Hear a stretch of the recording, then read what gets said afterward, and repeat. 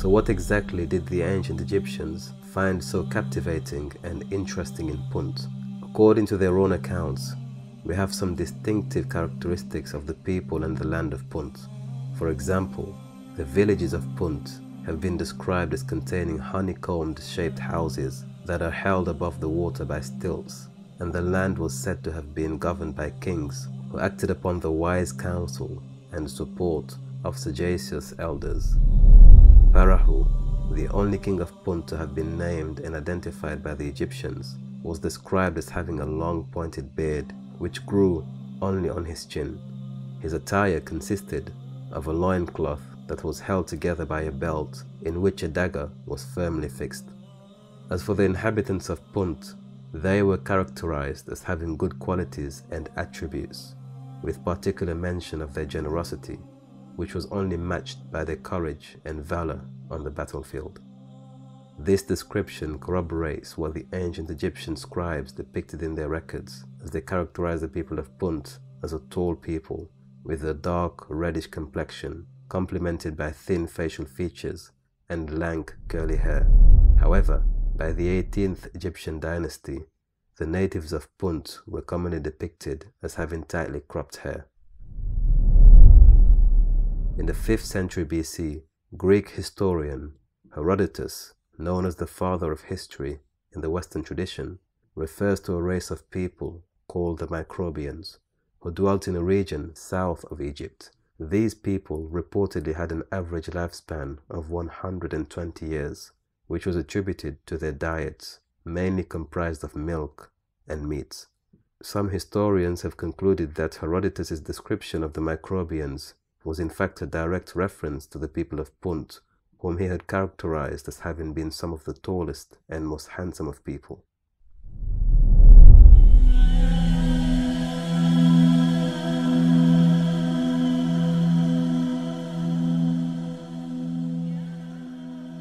Seated strategically between two magnificent continents in close proximity to powerful civilizations, there is sufficient historical evidence to suggest that Punt was a commercial center for several goods that were traded across various parts of the world, including mainland Africa and throughout the Asian continent.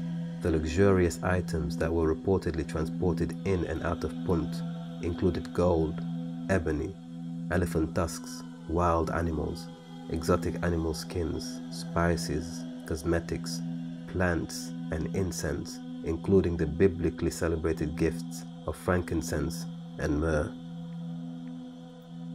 Trade between Egypt and Punt was mutually beneficial, as inscriptions make it clear that a fair and equitable exchange was transacted on either side. The Egyptians were able to extract resources from Punt in exchange for jewelry, tools, and weapons from Egypt.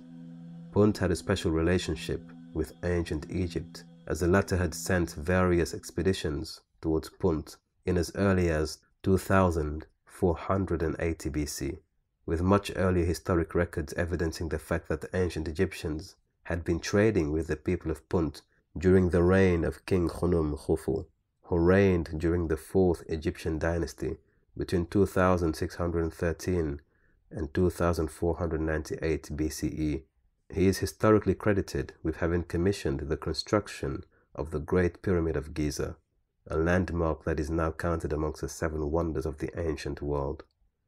However, the oldest surviving record of a journey to Punt comes to us from the Palermo stone, which dates back to the Old Kingdom during the 5th dynasty, when Egypt was ruled by King Sahure in around 2500 BC.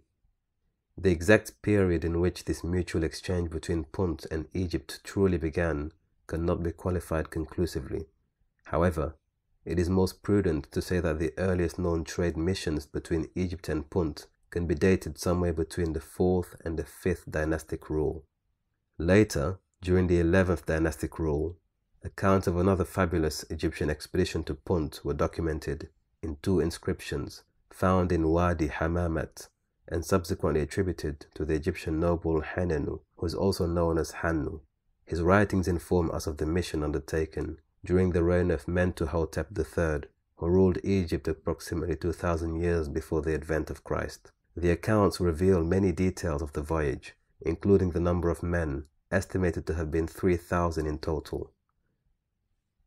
Mentuhotep III became the first Middle Kingdom ruler known to have sent an expedition to Punt, though such expeditions became more frequent during the 12th Egyptian dynasty.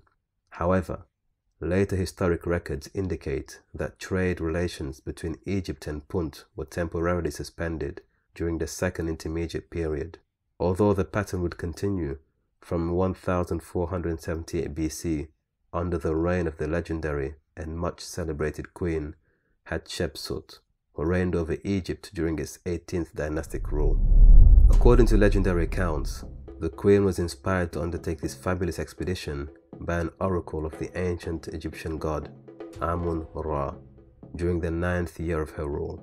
She mobilized what was arguably the first large-scale expedition to Punt during the reign of the Puntite king Parahu and his wife Queen Ati.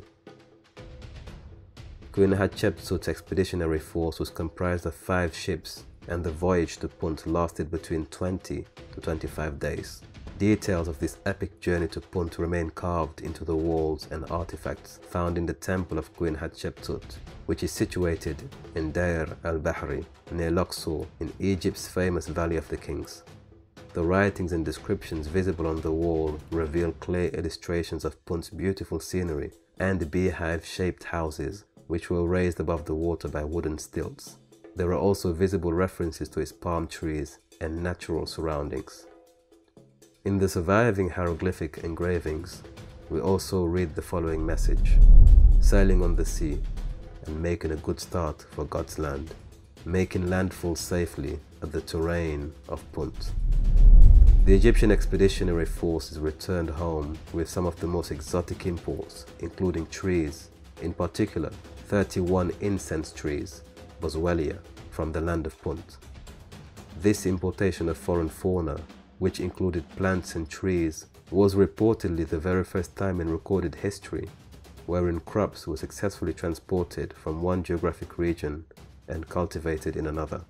In fact, these plants survived in Egypt and flourished for many millennia. This is evidenced by the fact that the same type of trees can still be seen and found outside Queen Hatshepsut's complex in Deir al-Bahri. Queen Hatshepsut's expedition to Punt was arguably one of the greatest and most documented journeys to Punt. The Egyptian trade relations with the people of Punt was an ancient and tremendously powerful one, dating back to as early as the 4th or 5th dynasty.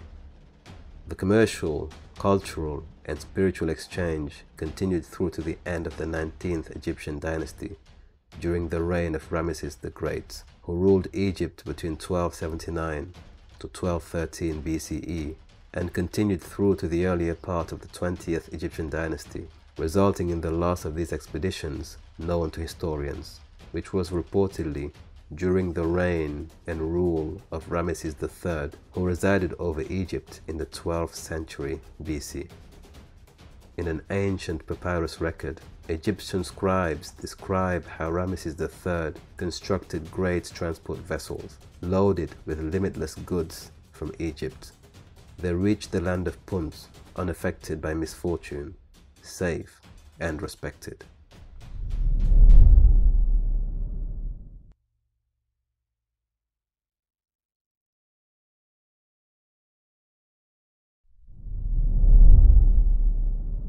Punt was the land of luxury, offering ivory, ebony, and gum.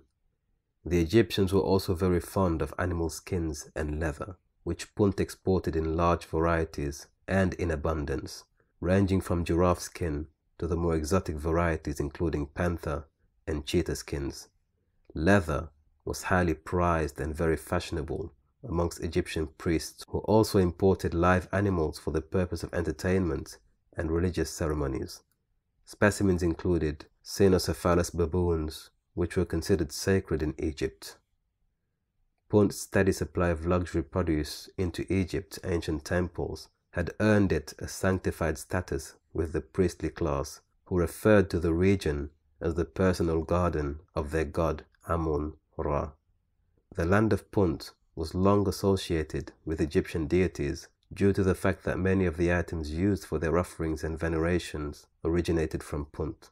However, the two civilizations may have shared a more profound religious and spiritual connection based upon the belief that the gods of Egypt had an affinity and appreciation for the land of Punt. There is evidence that one of the most popular Egyptian deities, Bes, also known as the dwarf god, originated from Punt.